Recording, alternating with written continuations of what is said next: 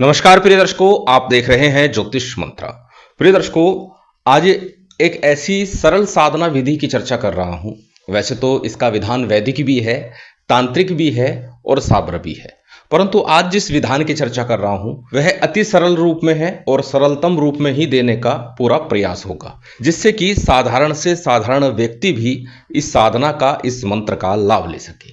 मंत्र है देवी पंचांगुली का। पंचांगुली देवी भूत भविष्य वर्तमान का ज्ञान कराती है और साथ ही साथ आपके ऊपर किसी प्रकार का भी तंत्र है, किसी प्रकार की क्रिया है, उसको भी पलटने का सामर्थ्य रखती है। आज का जो मंत्र प्रयोग है, मात्र 21 बार नित्य प्रति भी इस मंत्र का जप करते हैं तो कुछ ही समय में आपकी चेतना जागृत होने लगती है, अंतर्मन जागृत होने लगता है। पूर्ण विधान की चर्चा भी करेंगे, परंतु 21 बार भी करते हैं तो भी इस मंत्र का लाभ मिलता है और ये प्रत्यक्ष अनुभव में है। परंतु 21 बार नित्य प्रति मंत्र जाप का लाभ तब जब हम इसे अपनी आदत में शामिल कर ले, इसे नित्य पूजा में शामिल कर ले। 21 बार के प्रयोग से ही इस मंत्र का आपको लाभ मिलने लगेगा। यदि बात करें पूर्ण साधना विधान की तो उसी की चर्चा है कि सरल रूप में कैसे साधना करें जिससे कि इस मंत्र का लाभ मिल सके। कुछ समय पहले एक कमेंट आया था कि वो एस्ट्रोसेज के ऊपर ज्योतिष का कार्य कर रहे हैं, परंतु जब जब किसी से बात करते हैं, बताते हैं तो उनकी भविष्यवाणियां पूर्ण रूप से सार्थक नहीं हो पाती। तो ऐसे में क्या करें?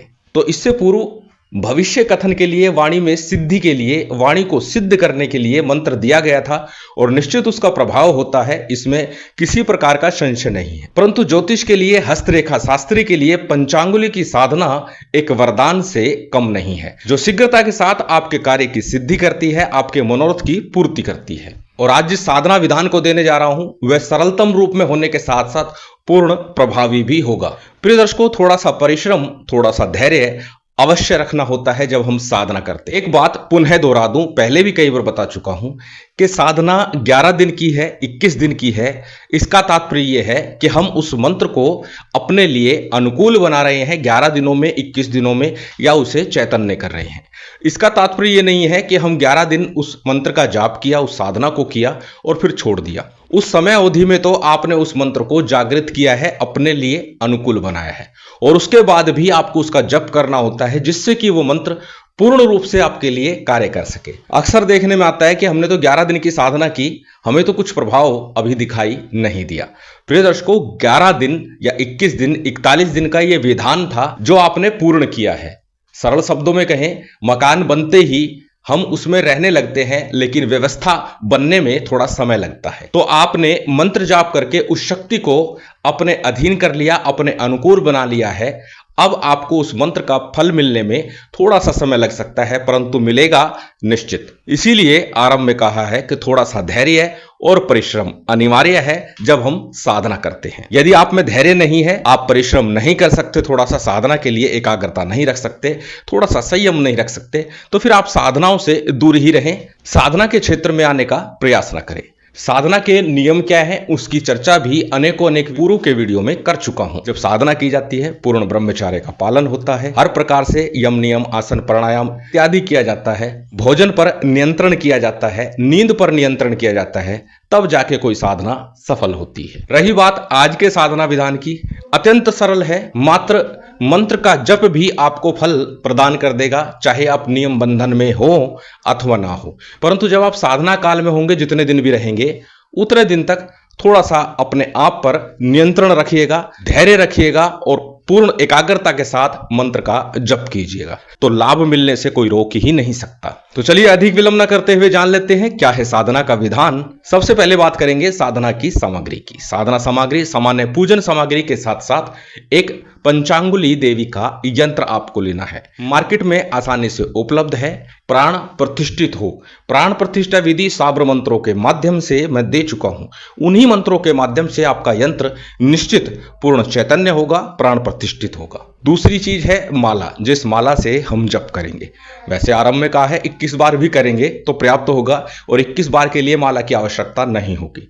परंतु यदि आप पूर्ण साधना विधान कर रहे हैं, एक स्फटिक की, रुद्राक्ष की कोई भी एक माला ले लीजिए जो कि प्राण प्रतिष्ठित हो।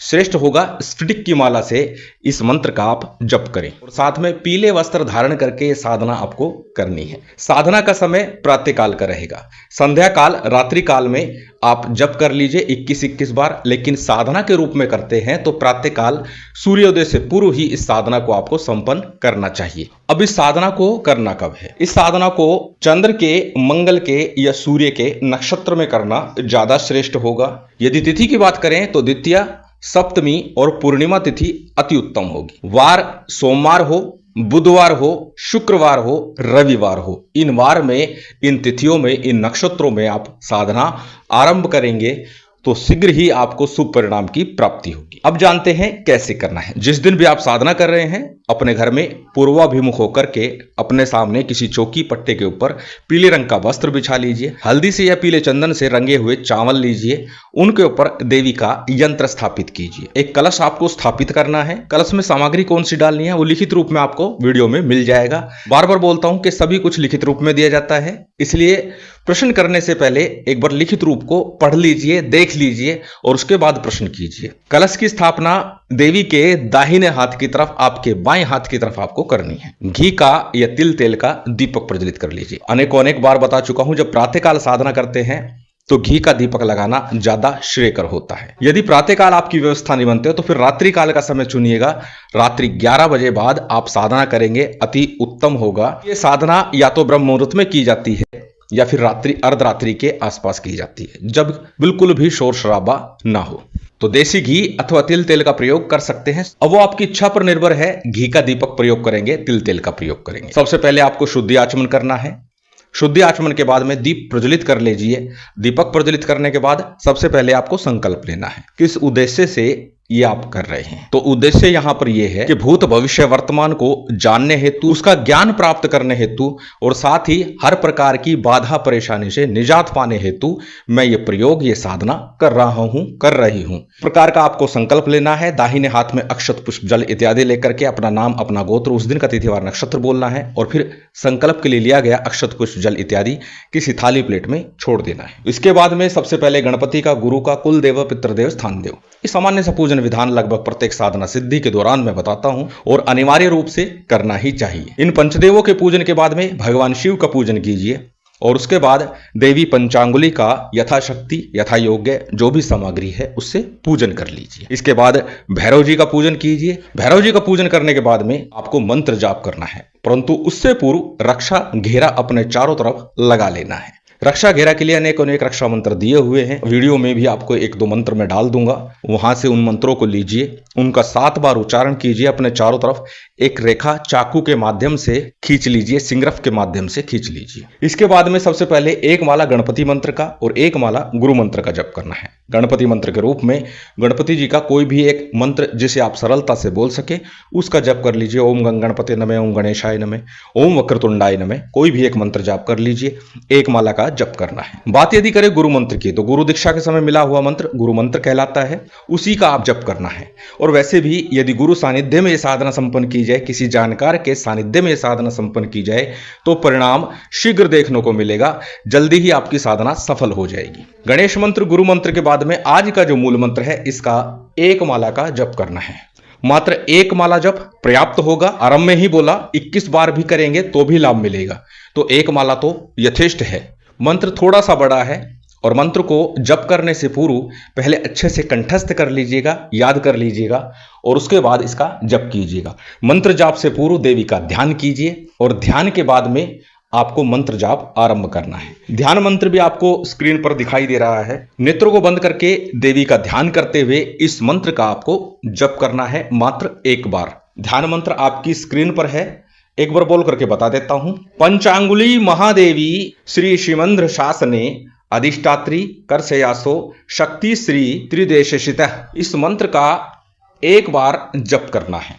उसके बाद आज का जो मूल मंत्र है जैसे बताया कंठस्थ कर लीजिएगा और उसके बाद इसका जप करना है। मंत्र आपकी स्क्रीन पर है, स्क्रीनशॉट ले सकते हैं, किसी कॉपी नोटबुक में नोट कर सकते हैं। मंत्र को एक बार बोल करके बता देता हूं। मंत्र इस प्रकार है। ओम नमो पंचांगुली पंचांगुली परश्री परश्री माता मयंगल वशीकरणी लोहमय दंडमणिनी 64 काम विहंगनी रण मध्ये राउल मध्ये शत्रु मध्ये दीवान मध्ये भूत मध्ये प्रेत मध्ये पिशाच मध्ये जोटिंग मध्ये डाकणी मध्ये शंखणी मध्ये यक्षिणी मध्ये दोषिणी मध्ये शाखनी मध्ये गुणिन मध्ये गारुड़ी मध्ये विनारी मध्ये दोष मध्ये दोषाशरण मध्ये दुष्ट मध्ये घोर कष्ट मुझ ऊपर पड़े जो कोई करे करावे जड़े जड़ावे तत्चिंते चिंतावे तस माथे श्री माता श्री पंचांगुली देवी तृण वज्र निर्धार पड़े। ओम ठम ठम ठम स्वाहा।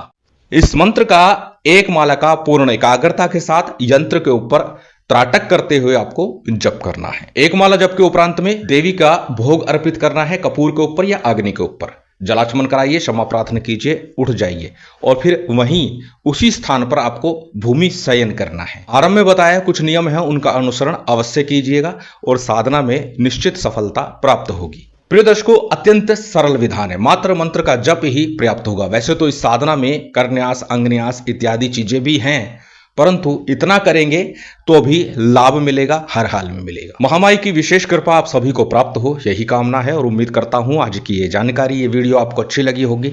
यदि अच्छी लगी हो तो कृपया लाइक कीजिएगा, शेयर कीजिएगा। यदि चैनल पर नए हैं तो सब्सक्राइब कर बेल आइकन बटन दबा दीजिएगा। जय माता दी, जय श्री राम।